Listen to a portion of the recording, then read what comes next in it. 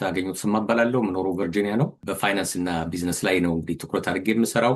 ከቢዝነስ አንጻር የቢዝነስ ካምፓኒ መክፈት ለሚፈልጉ እና ቢዝነስ ያላቸው ሰዎች የማርኬቲንግ ፕላን ማውጣት፣ ስለ ፋይናንሳቸው ስለ ቢዝነሱ መዘጋጀት አንደኛው ሊሆን ይችላል።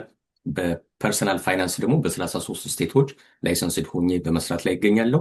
የላይፍ ኢንሹራንስ፣ የሪታየርመንት፣ ከዕዳ ሰዎችን ነፃ የመውጣት ነገር፣ ለልጆች ገንዘብ ማስቀመጥ እና የመሳሰሉት ነገሮች ላይ ትኩረት አድርጌ እየሰራሁ ነው። ምናልባት ላይፍ ኢንሹራንስ እና ሪታየርመንት መማር የሚፈልጉ ሰዎች ማታ ማታ በዚህ በቨርጂኒያ አቆጣጠር ከ6 ሰዓት እስከ 7 ሰዓት ድረስ ለ30 ደቂቃ ነፃ ፕሬዘንቴሽን አለ።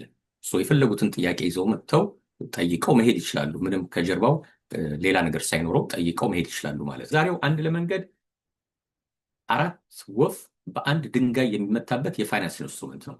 ብዙዎቻችን የኮሚቴ አባላት አያውቁትም። አሜሪካኖች በጣም ይጠቀሙበታል። ከዛ አንጻር እንዲያው ቀለል አድርጌ ለማሳየት ሞክራለሁ። ነገር ግን ዲስክሌመር ያስፈልገኛል። ከዚህ በፊትም ደጋግሜ እንደምናገረው በኬል ኢትዮጵያ መራሴ እንደማስተዋውቀው የ33 ስቴቶች የላይሰንስ ያለኝ የፋይናንስ ላይሰንስ የፐርሰናል ፋይናንስ ነው። ላይፍ ኢንሹራንስን ይጨምራል። ሄልዝ ኢንሹራንስ፣ ሪታየርመንት ፕላን፣ ኮሌጅ ሴቪንግ፣ እነዚህ በሙሉ ላይሰንስ ነኝ። ስለዚህ ዛሬ የማወራው ነገር ከዚህ ጋር የተገናኘ ስለሆነ ለቢዝነስ ቅስቀሳና ለሴልስ ከመሰለብኝ ይቅርታ ጠይቃለሁ። እንደ ማስተማር ብቻ ቆጠሩልኝ። እኔ ጋር መምጣት የለባችሁም። ይሄን ነገር ከፈልጋችሁ በአቅራቢያችሁ ያሉትን ባለሙያዎች ላይሰንስ ሊሆኑ ሰዎችን ፈልጋችሁ ሶሉሽን ከነሱ መግዛት ትችላላችሁ። እዚህ ጋር የምናገረው እኔ ጋር መታችሁ ይሄን ነገር እንዲሸጥላችሁ ፈልጌ ሳይሆን ብታውቁት ትጠቀሙበታላችሁ ብዬ ስለማመን፣ ሁለተኛ ከእኛም ጋር ይሁን ከሌሎችም ጋር የሚሰሩ ኤጀንቶች ፕሬዘንቴሽናቸው ላይ አንዳንድ ክፍተት ስለማይ ኮምፕሊት የሆነ ፕሬዘንቴሽን አይሰጧቸውም ብዬ ስለምገምት ከነሱ የተሻለ አዋቂ ነኝ ብዬ ሳይሆን በተለያየ ምክንያት ሙሉ ነገሩን ሳያስተምሯቸው ቀጥታ ወደ ሽያጩ የሚገቡ ከሆነ ኢንዱስትሪውንም ይጎዱታል ማለት ነው። ሳያስተምሩ ሳያሳምኑ ካስገቧቸው እነዛ ሰዎች በዳማከሲዎቹ በሐሜተኞቹ ቶሎ ነው የሚበረገጉት ማለት ነው። ከዚህ አንጻር ምንድን ነው ኢንሹራንስ የሚለውን ለማሳየት ሞክሩ። ላይፍ ኢንሹራንስ ምንድን ነውና አማራጮቹ ምንድን ናቸው? በነገራችን ላይ there is no best የሚባል አማራጭ አይደለም። ላይፍ ኢንሹራንስ ላይ እያንዳንዱ ግለሰብ የሚፈልገውን እንደ ቡፌ ራሱ ነው የሚያነሳው። አንድ ሰው ምግብ ሲነሳ ጎመን ጨጓራዬን አፌክት ያደርገኛል ካለ ጎመኑን ማንሳት የለበትም። ለራሱ የሚሆነው ራሱ ነው የሚያውቀው። ጋባዡ ሁሉም ነገር እኮ ሰው ቢያነሳለት ደስ ይለዋል። ፒክ የሚያደርገው የሚያነሳው ሰው ግን ከራሱ ጤንነት ጋር አላርጂክ የሆነበትን ነገር እየተወ አቅሙ የሚመጥነውን እየወሰደ አንድ ሳህን ብቻ የሚበቃው ከሆነ 5 ሳህን ማንሳት የለበትም፣ ይፈነዳል። ለራሱ የሚሆነውን ነገር ሰው ራሱ ማንሳት አለበት። ከዛ አንጻር እንደ ዲስክሌመርችን ከተጠቀምኩ በኋላ ቀጥታ ወደ ፕሬዘንቴሽኑ መግባት እችላለሁ። እንደባለፈው እንደ ኢንትረስት ሬቱ ስክሪን ሼር እያደረጉ ሰዎች ስክሪን ኮፒ እየወሰዱ በራሳቸው መንገድ ጉግል እያደረጉ የበለጠ ቢያውቁት ጥሩ ነው ብዬ አምናለሁ። ዛሬ የምናየው አጀንዳ በህይወታችን ከሚያጋጥሙን ቻሌንጆች ውስጥ አንዱ የሆነውን ሾርት ላይፍ ወይም ደግሞ ከእድሜያችን ቀድመን በሞት መሰናበት ወይም መቀጨት የሚባለው ነው። አንድ ሰው በ80 በ90 ዓመቱ ቢሞት ያው አረፉ ነው የሚባለው። ከህመማቸው ከድካማቸው አረፉ፣ በተለይ ወደ 90 አካባቢ ከተጠጉ። ነገር ግን ወጣት እያለ አደልት እያለ በ60 ምናልባትም በ70 ጨምር ቢሞት እንዲያው ተቀጨ ማለት ሁሉ ይቻላል። ብዙ ነገር መለወጥ እየቻለ ያ ሰው ማለት ነው። እንደዛ አይነት ቻሌንጅ በሚመጣበት ጊዜ ምንድን ነው የሚመጣው ችግር ሲባል በግራ በኩል የሚያሳየው ፕሮብለሞችን ነው፣ ችግሮችን። የመጀመሪያው የመቀበሪያ ገንዘብ እንኳን አለማግኘት ሊሆን ይችላል። ኢትዮጵያ ከዚህ በፊትም አንስቼዋለሁ። አስክሬን ኢትዮጵያ ይላክ የሚል ሰው ከካናዳም ከአሜሪካም ያለ ሰው ወደ $25,000 ያስፈልጋል። እዚሁ ሀገር ነው የምቀበረው የሚል ሰው ወደ $15,000 $14,000 ያስፈልጋል። አስክሬኔ ይቃጠል የሚል ሰው ወደ $7,000 $8,000 ወጪ አለው። ባለፈው ዓመት በከፍተኛ ሁኔታ ቁጥራቸው የጨመረው አሜሪካ ውስጥ የአስክሬን ማቃጠያ ቦታዎች ናቸው። ምክንያቱም ሰው $15,000 ከፍሎ ለመቀበር አፎርድ ማድረግ ስለማይችል 20% የሚሆኑ አሜሪካውያን $1,000 በታች ነው አካውንታቸው ላይ ያለው። የቤተሰብ አባል ሲሞት እንዴት አድርገው ነው የሚቀብሩት? አማራጭ የላቸውም። በቃ ያለችውን ትንሽ ብርም ተበዳድረው ወይም ደግሞ በጎፈንድሚ ማዋጥተው ያ ሰው 7,000 እና 6,000 ብቻ ከተዋጣችላቸው ወደ ማቃጠያ ነው የሚላከው ማለት ነው። ከዚች ክፋት ከዚች ክፉ ነገር ቤተሰባችን የምንታደገው ራሳችንን የምንታደገው መቼ ነው ወይም በምን መንገድ ነው የሚለውን መፍትሄውን እንፈልጋለን ማለት ነው። ሁለተኛው ኦኬ ቤተሰብ ብድርም ወስዶ ቢሆን እኛንስ እኮ ይሸኘን በክብር እንዲያው በክሬዲት ካርድም እኮ ይሰጣሉ። እነዚህ የቀብር ስራ የሚሰሩ ካምፓኒዎች ክሬዲት ካርድ እኮ ይሰጣሉ። ኢትዮጵያ ነው አስክሬን የሚላከው ሰው $25,000 ቤተሰብ ክሬዲት ካርድ ቢያወጣ በ20 ምናምን% ወለድ ቢሰጡት ያን $25,000 መቼ ነው ከፍለው የሚጨርሱት ቤተሰቦቻችን? በቃ እድሜ ልካቸውን ሲከፍሉ ነው የሚኖሩት በእኛ መቀበሪያ ገንዘብ ማለት ነው። ልጆቻችን ያሳደጉ የትዳር አጋሮቻችን ወይስ የእኛን መቀበሪያ ገንዘብ ሲከፍሉ ይክረሙ? ኃላፊነታችን ራሳችንን መወጣት ያለብን። አይ ቲንክ ምናልባት ለሁሉም እስልምና ላይ መለከት ይችላል። በእስልምና እምነት ፍራሻቸው ስር መጠቅለያ ጨርቃቸውን ራሱ ያስቀምጣሉ ይባላል። በቃ ሞት የማይቀር ነገር ነው ብሎ አክሴፕት ያደርጉታል። ሌሎቻችንስ? አንድ ፕሮካስቲኔሽን አስቸጋሪ ናት። ጤነኛ ሰው ጤነኛነቱን ፊል አያደርገውም፣ ሲታመም ነው የሚያውቀው። ሰው ሲሞት መሞቱን ፊል አያደርገውም እኮ። ከሞተ በኋላ ቤተሰብ ነው ጉድ የሚሆነው። እንደዚህ አይነት ችግሮች እንዳይመጡ በእኛና በቤተሰባችን መፍትሄው ምንድን ነው ሲባል በቀኝ በኩል የሚታየው መፍትሄ፣ የመጀመሪያው መፍትሄ የቀብር ኢንሹራንስ ይባላል። ፊውነራል ኢንሹራንስ የሚባለው በኢትዮጵያውያን እድር የምንለው ማለት እኮ ነው። እድር አሁን አሜሪካም የተለመደ ነው። የኢትዮጵያኖች እድር 20 ብር አካባቢ በየወሩ ይከፈላል። እንዲያው ስንሞት 20 ምናምን ሺህ ብር አካባቢ ይከፍሉናል ማለት ነው። ቤተሰቦች ይከፈላቸዋል። በዛ በሰላም መሸኘት እንችላለን ሳንዋረድ ማለት ነው። ጎፈንድሚ ውስጥ ሳይገቡ ፒክቸራችን፣ ፎቶግራፋችን በየሳጥኑ ተለጥፎ በየሱቁ ሳይቀመጥ በየቲክቶክ እና ፌስቡክ አቶ እንትና ወይም ወይዘሮ እንትና ተሰናብተዋል፣ እባካችሁ የቻላችሁትን ያህል አዋጡ። ለቤተሰቦቻችንም ትንሽ የሚያሳፍር ነገር ይመስለኛል፣ ልመና ውስጥ መግባት ማለት ነው ለመቅበር። ስለዚህ የቀብር ኢንሹራንሷን ብቻ በእድር እንኳን ማስተናገድ ይቻላል። ምናልባት ያላችሁበት አካባቢ ደግሞ እድር ከሌለ ኢንሹራንሶች ጋር የቀብር ኢንሹራንስ የምትባል ትሸጣለች። 10 ብር 20 ብር አካባቢ ነው የምትከፈልባት በወር። ያው እንደ እድሜው ብዙ ጊዜ እድሜ ይታያል። ቀላሏ መፍትሄ እሷ ናት። ከውርደት የምታድነን፣ ቤተሰብንም ከመከራ የምታድን፣ በክብር የምንሸኝበት። ሁለተኛው ደግሞ ተርም ኢንሹራንስ ይባላል። ከቀብር መለስስ እኛ ትተነው ይሄን ነው ቤተሰብ ኢኮኖሚው እንዴት ነው የሚቀጥለው? ልጆቹ ዩኒቨርሲቲ እንዴት ነው የሚማሩት? የዩኒቨርሲቲ ክፍያቸው ማን ይከፍልላቸዋል? ሞርጌጁ እንዴት ነው የሚከፈለው? ባልና ሚስት ሆኖ ለምሳሌ 3 ህፃናት ልጆች አሏቸው። ሚስት ያው እንደፈረደባት ልጆቿን ታሳድጋለች። መቼም ሴት ላይ ስለሆነ ጫነው ልጆቿን ታሳድጋለች። ስራ ትታለች እንበል ለተወሰኑ ዓመታት። ባል ደግሞ ተሯሩጦ ገንዘብ ያመጣል። 2 ስራ 3 ስራ ሰርቶ ወይም ከበድ ያሉ እንደ ትራክ አይነት ስራዎች ውስጥ ገብቶ ማለት ነው።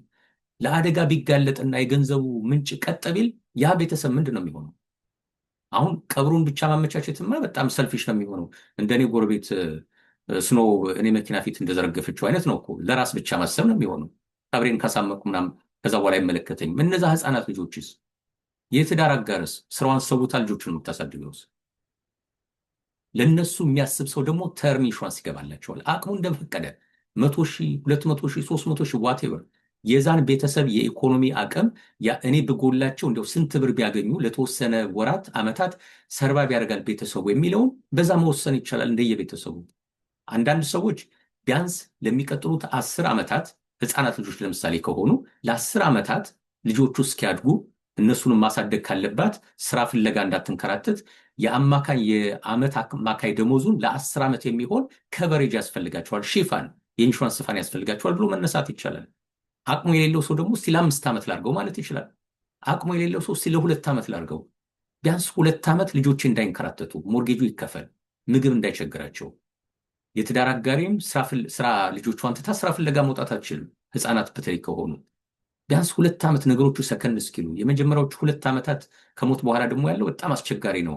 ኢሞሽናሊም በጣም የሚረብሽ፣ ብቸኝነት የሚሰማበት፣ በትንሹም በትልቁም የሚያስለቅስ፣ ሰበብ እየፈለገ አይናችንን በሚያፈስበት ጊዜ ነው የሚሆነው።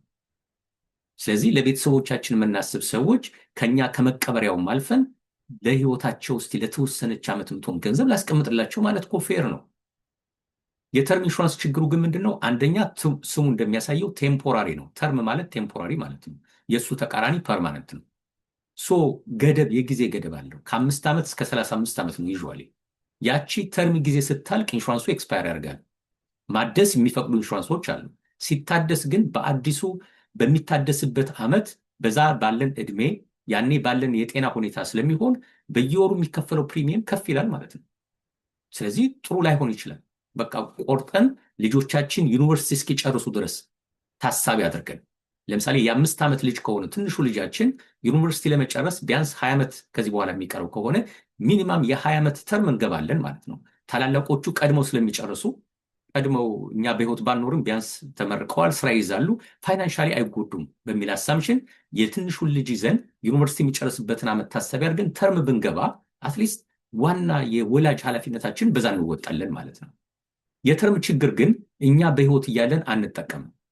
አንዳንድ ኢንሹራንሶች ለየት ያሉ ፕሮዳክቶች አሏቸው። በእርግጥ ሊቪንግ ቤኔፊት የሚባል ተርሚናል ኢልነስ የሚጨምሩ ኢንሹራንሶች አሉ። ሰው አድማጮቻችን ባላችሁበት ስቴት የምታገኟቸውን ኤጀንቶች እኔ ተርም ነው የምፈልገው ግን ሊቪንግ ቤኔፊት ያለው ነው የምፈልገው ወይም ተርሚናል ኢልነስ እንዲያው ካንሰር ነገር ቢይዘኝ በህይወት እያለው የማወጣው ብላችሁ ብትጠይቋቸው እንደዚህ አይነት ፕሮዳክት ካላችሁ ያቀርቡላችኋል። ከሌላቸው ወዳላቸው ደግሞ መሄድ ትችላላችሁ። ዓለም ሰፊ ናት። ወደ 2000 ኢንሹራንስ ካምፓኒዎች አሉ አሜሪካ ውስጥ። ማወዳደር አለብን ማለት ነው ሁሉንም። ነገር ግን እኔ በህይወት እያለሁ መጠቀም እፈልጋለሁ የሚል ሰው ወደ ፐርማነንት ኢንሹራንስ ይሄዳል። ወደ ፐርማነንት ኢንሹራንስ ይሄድ አንደኛ የእድሜ ልክ ቤኔፊት ነው ያለው። ቴክኒካሊ እስከ 121 ዓመት ድረስ ቤኔፊቱ አለው ማለት ነው። ፔመንቱን ፕሪሚየሙን እስከ 120 ዓመት ላይ ከፍሎ ይችላል። ሲንግል ታይም ፔመንት አንዴ መክፈል የሚቻልበት አሰራር አለ። በ7 ዓመት ከፍሎ መጨረስ የሚቻልበት አሰራር አለ። ፕሪሚየሙን እስከ 65 ዓመት ጡረታ እስከወጣ ብቻ ነው ከፍሎ ማለት ይቻላል። እድሜ ልክ ነው የምከፍለው ብሎ ሂሳቡንም እንደዛ ዲስትሪቢዩት ማድረግ ይቻላል በእድሜ ልክ ማለት ነው። ዋቴቨር ቤኔፊቱ ግን የእድሜ ልክ ነው። በ100 ዓመትም ብሞት በ110 ዓመትም ብሞት ቤተሰብ ዋናውን ቤኔፊት ዴዝ ቤኔፊቱን ያገኛል። ኮር ቤኔፊቱ የኢንሹራንስ ስለሆነ። ሁለተኛው ሊቪንግ ቤኔፊት በህይወት ያለው ስፈልጋለሁ ካለ ምን ማለት ነው? ካንሰር አለብህ ቢባል ገንዘቡን ማውጣት የሚፈልግ ከሆነ አንዳንድ ኢንሹራንሶች 50% ማክሲማም ፈቅድልሃለሁ ይላሉ ተርሚናል ኢልነስ ካለብህ። አንዳንዶቹ 90 ፈቅዳለሁ እስከ 90% ከፈለግ ካውጣው ያንተ ነው ይላሉ። አንዳንዶቹ አንፈቅድም ይላሉ። ስለዚህ አወዳድሩ እናንተ። አልፈቅድም ካለ ለምን ትገባላችሁ ነው እንግዲህ ሳብቱዩ እናንተ ናችሁ የምትወስኑት። በህይወት እያላችሁ እንደዚህ አይነት ሲሪየስ ችግር ከደረሰባችሁ እንደ ተርሚናል ኢልነስ ቅድም ባነሳ ነው ኬዝ አይነት የዛ ድርጅት ስራ አስኪያጅ የነበረው በቃ ልትሞት ነው የተባለ ሰው የመጨረሻ ፌዝ ላይ ያለ ሰው ሰውየው ተርፏል ብቻ በዛም በዚህ ሆኖ ለዛች ሞመንት የምታስፈልገውን ገንዘብ ከላይፍ ኢንሹራንሱ ላይ ማውጣት ትችላላችሁ እየተባላችሁ አይኔ አልፈልግም ካላችሁ የተሳብቱዩ ማወዳደር የሚያስፈልገው ማማረጥ የሚያስፈልገው ለዛ ነው ማለት ነው። ይሄ ደግሞ ኢንሹራንሱን በገባችሁ በሚቀጥለው ወርም እኮ ይሆናል ያጋጠመው ካንሰሩ። አንድ ፕሪሚየም ብቻውን ይሆናል እኮ የተከፈለው። የ500,000 ፕሪሚየም ኮንትራክት ከሆነ የ500,000ን 90%፣ 70%፣ 50% እኮ ነው የምታወጡት። አንድ ወር የከፈላችኋትን አይደለም እኮ። ኢንሹራንሱ እኮ የሚገርመው ይሄ ነው። ቴክኒካሊ ሪሌሽንሺፑ የሎተሪ አይነት ነው። የ2 ብር ሎተሪ ከፍሎ የ1 ሚሊዮን ኢንሹራንስ ሎተሪ ሲደርሱ አንድ ሰው በከፈለውና ባገኘው ልክ አይወዳደርም አይደለም። ኢንሹራንስም ቴክኒካሊ እንደዛ ነው።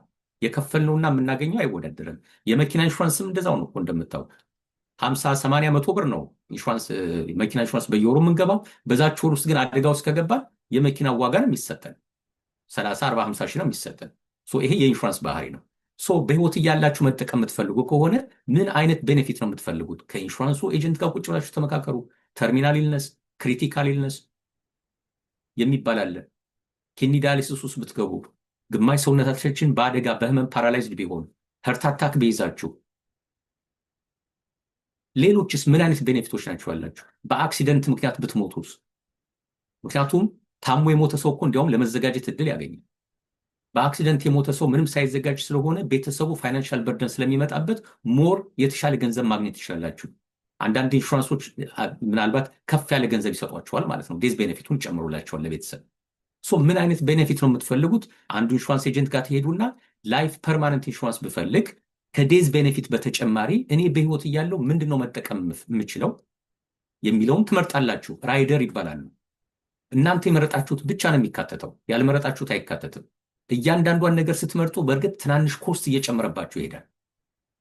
ግን ያችን ኮስት አብዞርብ ታደርጓትና ማካተት ትችላላችሁ። ሎንግ ተርም ኬር እዛ ውስጥ ማስገባት ትችላላችሁ።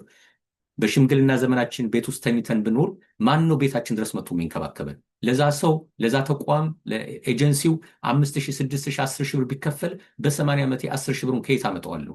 ዛሬ ፐርማነንት ኢንሹራንስ ገብቼ እችን ራይደር ውስጥ ካስገባዋት ሎንግ ተርም ኬር ተካተትልኝ ካልኩ ነው እኮ ቤኔፊቱን የማገኘው። ወይም በሌላ አቅጣጫ ሎንግ ተርም ኬር የሌለው በክሮኒክ ኢልነስ በምናምን የሚያካትተው ከሆነም ጠይቁ። ኢንሹራንሱ ላይ በደንብ እሱ ጋር መታየት መቻል አለበት ፖሊሲው ላይ። የመጀመሪያው ጥያቄ አሁን እቺ ፐርማነንት ኢንሹራንስ መጀመሪያ የምትሸፍንላችሁ የቀብሩን ትሸፍንላችኋል። እስከ 25,000 አካል ልታገኙ ይችላላችሁ። አንድ ሁለተኛ ኮር የሆነውን እናንተ በህይወት ባትኖሩ ቤተሰብ የሚጠቀምበት የገንዘብ አማራጭ መጥቶለታል፣ ያውም ታክስ ፍሪ፣ ታክስ የማይከፈልበት። ሶስተኛው ቤኔፊት እናንተ ራሳችሁ በህይወት እያላችሁ ችግር ላይ ብትገቡ በህመም ምክንያት ገንዘቡን እያወጣችሁ መጠቀም ትችላላችሁ። ሶፋር 3 ወፍ መታችሁ ማለት ነው በአንድ ድንጋይ በአንድ ኢንሹራንስ። የመጨረሻውን አራተኛውን እንየው። አራተኛው ወፍ ምንድን ይመስል? አራተኛውን ወፍ ለማወቅ የተለያዩ የፐርማነንት ኢንሹራንሶች ስላሉ እሱን መረዳት አለብን። ኮመን የሆኑት ሆል ላይፍ፣ ዩኒቨርሳል ቫሪያብል እና ኢንዴክስድ ዩኒቨርሳል ላይፍ ናቸው። ሆል ላይፍ ማለት ፊክስድ የሆነ ቤኔፊት ያለው፣ ፊክስድ የሆነ ፕሪሚየም ወርሃዊ ክፍያ ያለው፣ ፊክስድ የሆነ ኢንትረስት ያለው ማለት ነው ሆል ላይፍ። አንዴ 500 ሺህ ብር ከገባችሁ 500 ሺህ ነው፣ መጨመር መቀነስ አትችሉም። በየወሩ 300 ነው የምትከፍሉት ወይ 75 ነው የምትከፍሉት ካላችሁ እድሜ ልካችሁን 75 ነው የምትከፍሉት። አይጨምርም አይቀንስም። አንለስ የ10 ዓመት ብቻ ገዝታችሁ ከ10 ዓመት በኋላ ላድሰው ካላችሁት ከ10 ዓመት በኋላ ባላችሁ የጤና ሁኔታና እድሜ ተሰልቶ ስለሆነ የሚሰጣችሁ ፕሪሚየሙ ሊጨምር ይችላል፣ እንደ ተርም ኢንሹራንስ ከወሰዳችሁት ማለት ነው። ሆል ላይፍ ግን እንደሱ አይደለም፣ የእድሜ ልክ ነው። ስለዚህ አንዴ ፕሪሚየሙ ፊክስድ ከተደረገ በቃ ፊክስድ ነው ሆል ላይፍ ከሆነች ማለት ነው። ቤኔፊቱም በዛው ልክ ነው።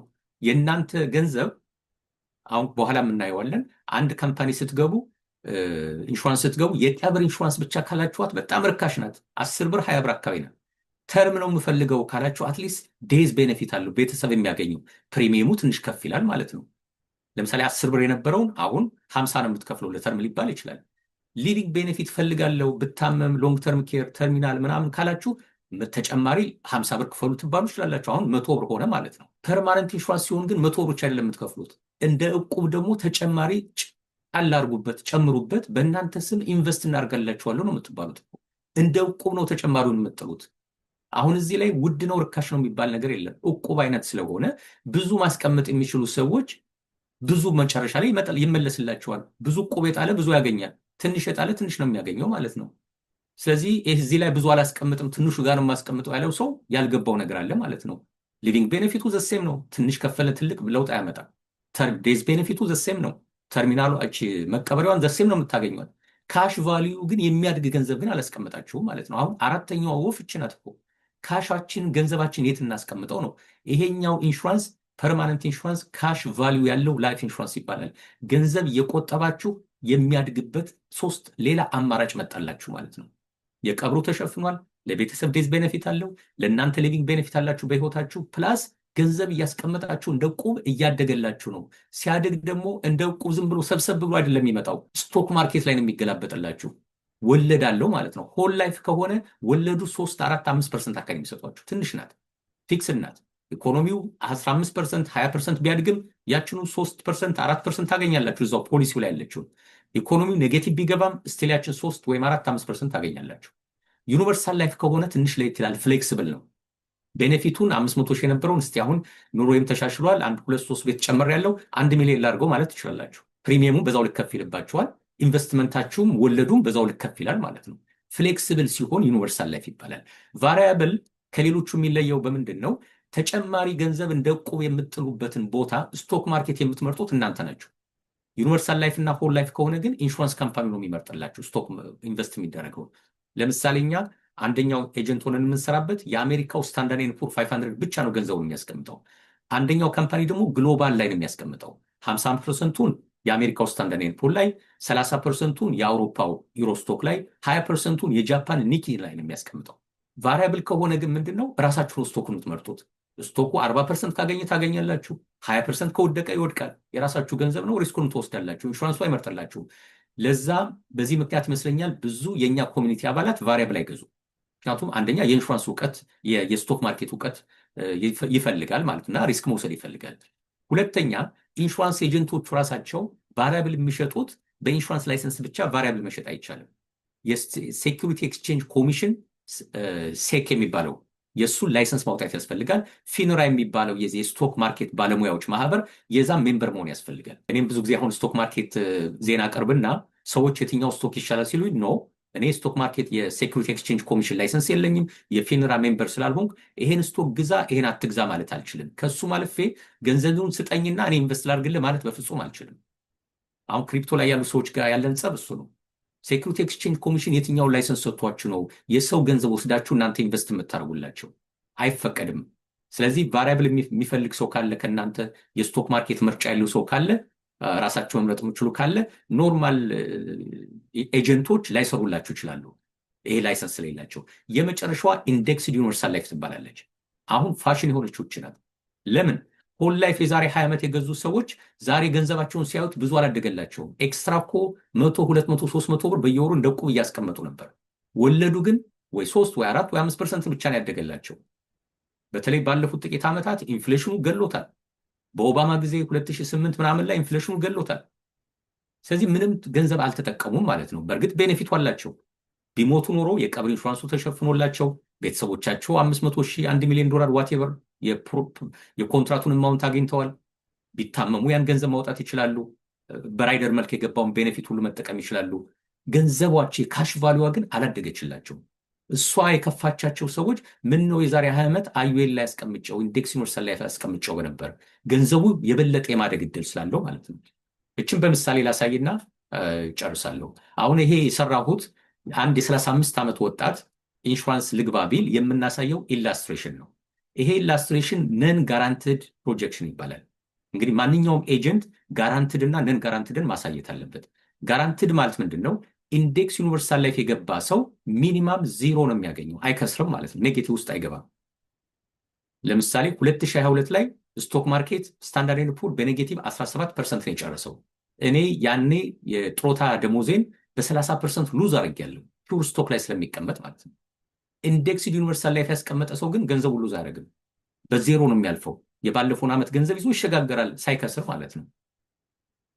ይሄ ጋራንትድ የሚባለው በቃ ኢኮኖሚው በተከታታይ ቡል ሳይሆን ቢር ማርኬት ውስጥ ቢገባ የአሜሪካ ኢኮኖሚ ለዓመታት ኔጌቲቭ ቢገባ ያቺ ሚኒማም 0 ወይም 0.75 እየሰጠኋችሁ እስከ ስንት ዓመት ነው የምትቀጥሉት ካላችሁ አሜሪካ ከአንድ ዓመት በላይ ቢር ገብታ አታውቅም። ባለፉት 25 ዓመታት 2002 ላይ ኔጌቲቭ ነበረች። 2008 የኦባማ ጊዜ ኔጌቲቭ ነበር። 2011፣ 2015፣ 2018፣ 2022 አልፎ አልፎ ኔጌቲቭ ይሆናሉ፣ መልሶ ደግሞ ይነሳሉ።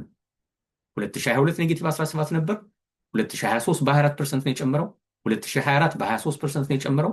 አምና 2025 በ17% ነው መልሶ የጨመረው። ስታንዳርድ ኤንድ ፑር በተከታታይ ኔጌቲቭ ገብቶ አያውቅም። እንዲያው ግን ይሁን ሶስተኛ ዓለም ጦርነት ይነሳ ዋቴቨር አሜሪካ በተከታታይ ለዓመታት ኔጌቲቭ ብትገባ ኢንሹራንስ ካምፓኒው እየከሰረ እስከ መቼ ነው 0.75 ወይም 0 እያደረገ የሚሰጣችሁ ገንዘቡን እያካካሰላችሁ? ከተወሰኑ ዓመታት በኋላ ኢንሹራንስ ራሱ ሰርቫይቭ አደረግም የሚዘጋ ይመስለኛል። ሶ ጋራንትድ የሚለው ይሄን ነው የሚሸፍነው። ዊ ጋራንቲ ዩ ሚኒማም 0 እየሰጠናችሁ እስከ መቼ ትቀጥላላችሁ ነው። ነን ጋራንትድ የሚባለው ግን ያለፉትን 20 ዓመታት አማካኝ ወለድ ብንወስደው እኛ ካምፓኒ ላይ ኢንሹራንስ የገቡ ሰዎች ባለፉት 20 ዓመታት የወሰደውን አማካኝ ብንወስደው እና ዓለም እንደዚሁ ትቀጥላለች ብለን አስዩም ብናረግ ምን ያህል ይወልድላችኋል ገንዘባችሁ ነው ጥያቄዎች። ኤክስትራው አራተኛዋ ወፍ ማለት ናት። የቀብር ኢንሹራንሱ ተሸፍኗል፣ ዴዝ ቤኔፊቱ ተሸፍኗል። በህይወት እያለን ብንታመም ገንዘቡን የማውጣት እድል አለን፣ ማንም አልከለከለንም። ኤክስትራ የምንከፍላት ገንዘብ ግን በእኛ ስም ኢንቨስት እየተደረገች ነው፣ ስቶክ ላይ እየቆጠብን ነው። ቴክኒካል የዕቁብ ባህሪ ነው ያለው። ከዕቁብ የሚለየው በምንድን ነው? ዕቁብ ስናዋጣ ያዋጣናት ገንዘብ ነው የምትመለስልን። አንዳንድ እንዲያውም ኤክስትራ እናዋጣለን። በአንድ ወቅት እኔ አንድ ጓደኛ ሞቶ ዕቁብ እያሰባሰብኩለት ነበር እና እዛ ጓደኞቹ ሰብሰብ ብለን በህይወት የሌለው ጓደኛችን በህይወት ቢኖር 2 ዕቁብ መደብ እንደጣለ አስዩም አድርገን የእሱን ዕቁብ እኛ ነበር የምናዋጣለት በፐርፐዝ ማለት ነው። ሰዎች ቢዝነስ መክፈት ሲፈልጉ ሰብሰብ ብለው ዕቁብ ያወጣሉ። ግን ያቺ ያዋጧትን ገንዘብ ነው መልሰው የሚያገኙ፣ ተጨማሪ ኢንተረስት አይገኝበትም። አዩኤል ሲቀመጥ ግን ዝም ብሎ አይደለም የሚቀመጠው፣ ኢንዴክስ ላይ ነው የሚቀመጠው፣ ወይ ስታንዳርድ ኤንድ ፑር ወይ ግሎባል ላይ። አሁን የመጀመሪያውን እንየው። በ35 ዓመቱ ነው ኢንሹራንስ የገባው። በ36 ዓመቱ መሀል ላይ እንደምታዩት ቶታል $5115 ከፍሏል ለኢንሹራንሱ። አንዳንድ ሰው ይሄ በጣም ውድ ነው ይላል። ምናልባት ተርም ኢንሹራንስ የገባ ሰው ከሆነ ይሄን ወሬ ሞቅ ሞቅ የሚያደርገው እኔ እኮ በወር 50 ብር ብቻ ነው ይከፍለውልን። በ50 ብር ባላት ተርም ኢንሹራንስ እና በዚህ መካከል ያለው 4 ወፍ የመምታት ስትራቴጂ ልዩነቱ ምን እንደሆነ ወይ አልገባውም ወይም ዳማከሴ ብቻ ሆኗል። ዝም ብሎ ጫፉን ይዞ ነው የሚያወራው ማለት ነው። ይሄኛው እኮ 4 ቤኔፊት ያለው ፕሮዳክት ነው።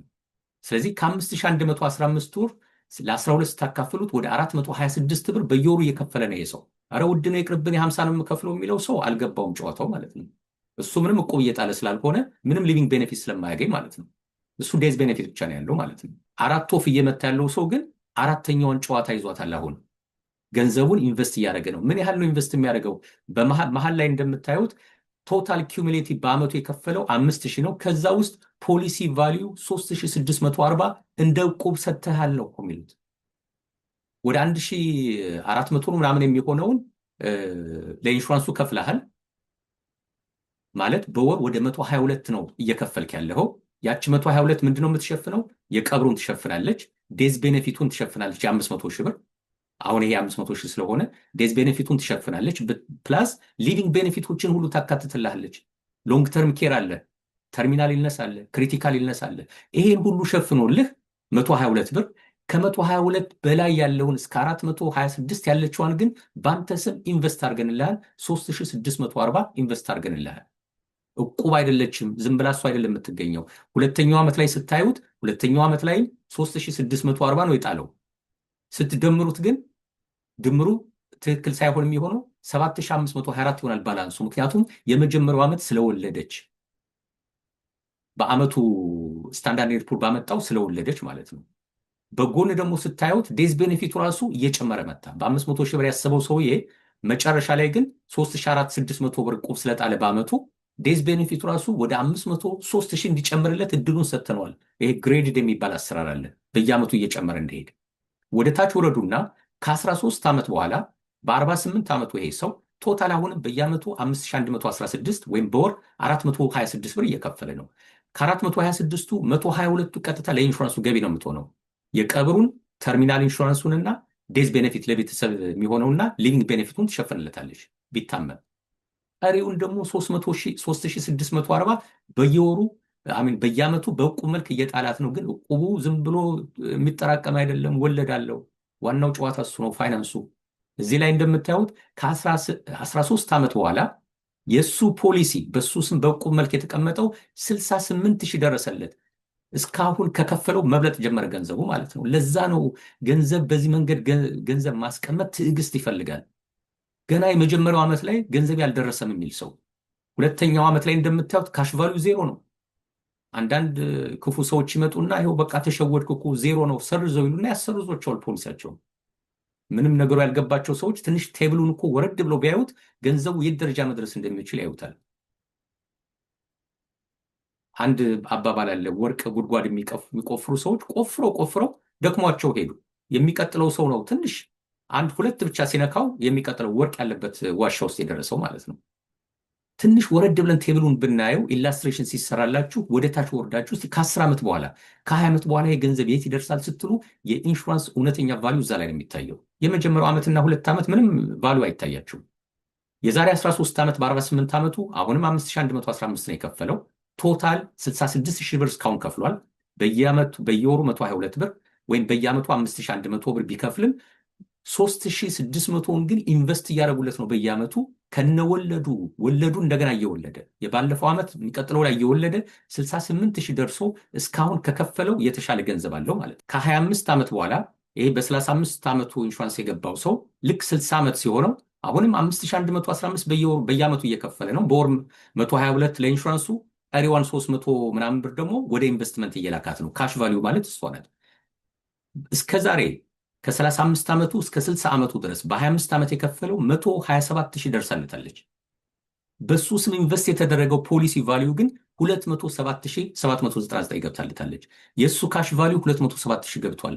ምን ማለት ነው? ካሽ ሰሬንደር ቫሊዩ ማለት በቃ በ60 ዓመቱ ገንዘቤን ስጡኝና ኢትዮጵያ ልግባ ቢል 207,000 ይዞ መግባት ይችላል። እስከዛሬ ግን የከፈለው 127,000 ነው። አተረፈ ማለት ነው። ኦልሞስት 100,000 ሊገባ ወደ 80,000 ብር እና 90,000 ብር አትርፏል ማለት ነው። በዛ ዓመት በሕይወት ባይኖር ቤተሰቦቹ 707,000 ነው የሚያገኙት። ስለዚህ ሰዎች የምንመክራቸው ምንድን ነው? ገንዘቡን እዚህ ደረጃ ላይ ሲደርስ ገንዘቡን በብድር መልክ አውጡት። ዊዝድሮ ማድረግ የለባችሁ። ዊዝድሮ ካደረጋችሁት ኢንቨስት የሚደረገውን ገንዘብ ቀነሳችሁት። በብድር መልክ ካወጣችሁት አንደኛ ታክስ አትከፍሉም፣ በብድር ላይ ታክስ ስለማይከፈል። ሁለተኛ የኢንቨስትመንት ገንዘባችሁን እየቀነሳችሁት አይደለም። ደስ የሚለው ደግሞ እዚህ ላይ ኢንሹራንሱ ደግሞ ይህን ብድር ክፈሉ አይላችሁም። ለምሳሌ ይህን ደንበኛዬን በ60 ዓመቱ ካገኘሁት አድቫይዝ የማደርገው 127,000 በብድር መልክ አውጣ፣ እስከዛሬ ከፈልከውን መልሰው። ከዚህ በኋላ ቴክኒካል ኢንሹራንሱ ነፃ ነው ማለት እኮ ነው። እስከዛሬ ከፍለውን አስመልሰው። ይሄን ብድር 127,000 ያወጣውን በብድር መልክ መክፈል አይጠበቅበትም። የእኛ ኢንሹራንስ አያስገድድም። አንዳንድ ኢንሹራንሶች በርካሽ ትንሽ ክፈሉ ሊሉ ይችላሉ። እንግዲህ መጠየቅ ነው ኤጀንቶቻቸው። ያ ሰው በዛ ዓመት በሕይወት ባይኖር ብድሩን ወስዶ በብድር የወሰዳት ሜይ ቢ 1-2% ኢንተረስት ተጭናበት ከ707,000 ካለው ባላንስ ላይ ተቀንሶ ለቤተሰብ ይሰጣል ማለት እኮ ነው። ቴክኒካሊ በነፃ ቤተሰብ ወደ 500 ምናምን ሺህ ብር አገኘ ማለት እኮ ነው። እኛም እስከዛሬ የከፈልነውን እኮ አስመልሰናል። ወደ ታች ደግሞ ስትወርዱ ከ40 ዓመት በኋላ ልክ 75 ዓመቱ ሲሞላ በቃ ከዚህ በኋላ እኔ ኢትዮጵያ ነው የምገባው ገንዘብ ኢንሹራንስም አልፈልግም ካለ መሀል ላይ እንደምታዩት ከ40 ዓመት በኋላ በ75 ዓመቱ 576 ሺህ ደርሶለታል ኢንቨስትመንቱ። እስከ ዛሬ ግን የከፈለው 204 ሺህ ብር ብቻ ነው የከፈለው፣ 204 ሺህ ዶላር ብቻ። ስለዚህ ምን አማራጭ አለው? ከፈለገ ኢንሹራንሱን ሰርዞ መሄድ ይችላል። ለምን ይሰርዛል? ቤተሰቡ 996 ሺህ ብር አላቸው፣ ይጠብቃሉ። አንድ ቀን በህይወት ባይኖር ቤተሰቡ ይሄን ያህል ገንዘብ ማግኘት ሲችል ትውልዳችን የሚቀጥለው ትውልድ የተሻለ የገንዘብ የፋይናንስ ፖዚሽን ላይ ሊደርስ ጫፍ ደርሶ ወደ ሚሊዮን ደረጃ ሊደርሱ እያለ ለምንድን ነው የምንሰርዘው ነው? ከፈለገ 204 ሺህ አይደለም 300 ሺህ ትንሽ ጨምሮ በብድር መልክ ይዞ መውጣት ይችላል እኮ። 300 ሺህ ብር በብድር መልክ ቢያወጣ እስከ ዛሬ እስከ 75 ዓመቱ የከፈላትን ገንዘብ ተጨማሪ 96 ሺህ ብር ጨምሮ አወጣት ማለት ነው። በብድር መልክ ነው፣ አይከፍላትም። ያቺ ያልከፈላትን ገንዘብ ከዴዝ ቤኔፊቱ ላይ ትቀነሳለች ማለት ነው። 996 ሺህ ላይ በህይወት ከሌለ በዛ ዓመት ውስጥ በህይወት ካለ ይቀጥላል። ከ41 ዓመት በኋላ በ76 በህይወት ባይኖር ቤተሰቦቹ 1 ሚሊዮን 112 ሺህ ዴዝ ቤኔፊት ያገኛሉ። ስለዚህ ቴክኒካሊ ከ13 እና 14 ዓመት በኋላ በስማችን የተቀመጠልን ገንዘብ ኢንቨስት የተደረገልን ገንዘብ እኛ ለኢንሹራንሱ ከከፈልነው ገንዘብ መብለጥ የሚጀምርበት ገንዘብ ይመጣል። በሂደት በእድሜ ልካችን በ10 ዓመት በ20 ዓመት የከፈልናትን ገንዘብ በብድር መልክ እያወጣን እያካካስናት ያወጣናትን ገንዘብ መልሰን ስለማንከፍላቸው ከዴዝ ቤኔፊት ላይ እየተቀነሰ እኛ 75 ዓመት ስንገባ ልጆቻችን አድገው ትዳር ይዘው ራሳቸውን ችለዋል። በብድር መልክ ያወጣናት 300 ሺህ ተቀንሳ 700 ሺህ እና 600 ሺህ ቢያገኙ ስቲል ይጠቀማሉ እነሱ። በአራት ወፍ በአንድ ኢንሹራንስ ፖሊሲ መታን ማለት ነው። የቀብር ኢንሹራንሳችን ሸፈንን። እኔ ብሞት ቤተሰቦቼ ገንዘብ እንዳይጎላቸው እንዳይቸገሩ የምትለውን ቀዳዳ ሸፈናት። እኔ ብታመም አንድ ሰው ካንሰር ቢይዘው ለምሳሌ በ75 ዓመቱ የ996 ሺውን 70%፣ 50%፣ 90% በህይወት እያለ ማውጣት ይችላል ማለት ነው። ሎንግ ተርም ኬር በ75 ዓመቱ ቢገባ ሲኒየር ኬር ውስጥ መግባት ቢፈልግ የድሃ ከሆነ ሜዲኬል ይሸፍንለታል። ሀብታም ከሆነ ክራሲኪስ ክፈል ይባላል። እቺ ኢንሹራንስ ያለችውና ሎንግ ተርም ኬር ራይደር ካለችው ግን ከዚችው ኢንሹራንስ ላይ 2% በየወሩ እያወጣ ለኤጀንሲው መክፈል ይችላል። የ1 ሚሊዮን 2% አስቡት፣ ወደ 20 ሺህ ማለት ነው። 20 ሺህ በየወሩ እያወጣችሁ መክፈል ትችላላችሁ ከኢንሹራንሳችሁ ላይ 1 ሚሊዮን ምናልባት 10% ምናምን እስኪቀረው ድረስ ማለት ነው። ለሁሉም ኤጀንቶቻችሁን አናግራችሁ ፖሊሲው ከእናንተ ጋር ይሄዳል አይሄድም አላቅም። ምናልባት የቀብር ኢንሹራንስ ብቻ የሚያስፈልጋችሁ አይነት ሁኔታ ልትሆኑ ትችላላችሁ። ካላችሁ እድሜና ዋቴቨር ዴዝ ቤኔፊት ብቻ ሊያስፈልጋችሁ ይችላል። እኔ 122ቷን ከከፈልኩ ይበቃኛል፣ ወይም ለዴዝ ቤኔፊት የምትሆኑ ለተርሙ 50 ብር ከሆነች እሷን ብቻ ብከፍል ይሻለኛል፣ እኔ ብታመም ምናምን ብዙም ገንዘብ አልፈልግም ማለትም ይቻላል። አይ ጥሩ ነው፣ ከተዘጋጀው አይቀርማ ለቤተሰብ ልዘጋጅ ለራሴ የሚዘጋጅ ለምሳሌ በወላጆቹ በህርት አታክ የሞቱበት ፓራላይዝድ የሆኑ ምናምን እንደዛ ከሆኑ ይሄ ነገር በዲኤንኤ ለእኔ ቢመጣብኝስ ብሎ የሚያስብ ሰው መዘጋጀት አለበት። እዚህ ሀገር ያው የምንበላቸው ምግቦች የውሸት ኦርጋኒክ ናቸው፣ የውሸት ናቸው። ዝም ብሎ የማይሆን ነገር እንትን ብለን ጤንነታችን ቢጓደል ብንታመም መዘጋጀት አለብን። ከሱ በላይ ደግሞ ጠንካራ ጎበዝ በሆንበት ሰዓት 2 ሰዓት 3 ስራ መስራት በምንችልበት ሰዓት ኤክስትራ ካሽ እዚህ ጋር ብናስቀምጥ ይሄ ካሽ በየጊዜው ቢወልድልን የሚወልድበት አሰራር ከኢንሹራንስ ይለያያል። ይሄኛው ራሱ አይዌል ሚኒማም 0 ይሰጣሉ ብዙዎቹ ኢንሹራንሶች። ጥያቄው ደግሞ ማክሲማም ስንት ትሰጡኛላችሁ ብላችሁ መጠየቅ አለባችሁ። አንዳንዶቹ 13% ማክሲማም ይሰጣሉ፣ አንዳንዶቹ 12፣ አንዳንዶቹ 9፣ አንዳንዶቹ ምናልባት 6 ማክሲማም። መቼም ጤነኛ የሆነ ሰው 6ን ከ13 አያስበልጥም። መቼም የተሻለ ያለበት ቦታ መርጣችሁ ታስቀምጣላችሁ ማለት ነው። የተሻለ ማክሲማም የምታገኙበት ሚኒማም ዩዥዋሊ ሁሉም 0 ስለሆኑ ማለት ነው። በዚህ መሰረት አራቱንም ወፍ የቀብሯን፣ የዴዟን፣ የህመሟንና ገንዘብ የቆጠባችሁ የሚያድግበትን መንገድ አራቱንም ወፍ በአንድ ድንጋይ የምትመቱበት የፋይናንስ ኢንስትሩመንት ኢንዴክስድ ዩኒቨርሳል ላይፍ የምትባለው ናት።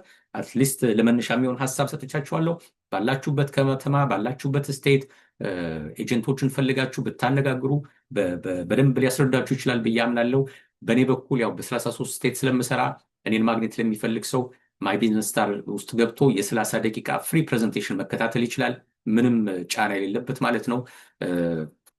የዛሬው አንድ ለመንገድ ይሄን ይመስላል። ቅድስት በጣም እናመሰግናለን አቶ አብነት። እንደ ሁልጊዜው የባለፈው ሳምንት አንድ ለመንገድ በጣም ስፔሻል ስለነበረ በድጋሚ ለመለጠፍ የተገደድኩበት እስከ መጨረሻ ያልዘለቁ ብዙ ተመልካቾችን ዳታው ስላሳየኝ ነው እና ስላመለጣቸው ስለተቆጨው ይሄን የመሰለ ፕሮግራም ማምለጥ የለበትም። ለምን በጣም ትምህርታዊ ነው። በግል ሁሉ የሚያስፈልጋቸው ብዬ ላሰብኳቸው ለወዳጆቼ ሁላ ነው የላኩት። የዛሬውም ተመሳሳይ ነገር። እጅግ በጣም እናመሰግናለን። አንተንም ኤቢ ፋይናንሻልንም እጅግ በጣም አድርገን እናመሰግናለን። ተመልካቾቻችን ምናልባት ይህንን አንድ ለመንገድ በኪድ ኢትዮጵያ እየተመለከታችሁ ከሆነ እዚህ ላይ አቁሙትና ወደ አቶ አብነት ዩቱብ በመሄድ ከታች እናስቀምጣለን ሊንኩን ክሊክ በማድረግ እንዲሁም ገብታችሁ እዛ መተናል ከኪድ ኢትዮጵያ መተናል እያላችሁ ኮመንት በመስጠት እንዲሁም የሚያስፈልጋችሁን ላይክም አድርጉት ቪዲዮን በመግባት እዛ ለምን ልናበረታው ይገባል። በየቀኑ የተለያዩ ነገሮችን ስለሚያቀርብልን ስለምተማመንበት ለዛ ነው። ለኮሚቴያችን ያስፈልገናል አቶ አብነት እና መሰሎቹ። በጣም አድርገን እናመሰግናለን አቶ አብነት። እኔ እንደ ሁልጊዜው በጣም ነው አፕሪሺየት የማደርገህ ታይምህን ሰተህ ለኮሚኒቲያችን። ብዙም ሰው ተጠቅሟል። እውነት ለመናገር በጣም ብዙ ሰው ይነግሩኛል። በጉጉት ነው የሚጠብቁት ይህንን ፕሮግራም። በጣም ልዩ ስፔሻል አድርገው ነው የሚመለከቱት እና ለዛም ትልቅ ምስጋናና አክብሮት በእኔም በተመልካቾች ስም ማቅረብ ፈልጋለሁ። ተመልካቾቻችን ዛሬ ይዘንላችሁ የመጣነው ፕሮግራም ይህንን ይመስል ነበረ። እንደ ሁልጊዜው ሀሳብ አስተያየታችሁን ማስቀመጥ አትርሱ። በሳምንታዊ ፕሮግራም እስከምንገናኝ ቸር ቆዩ።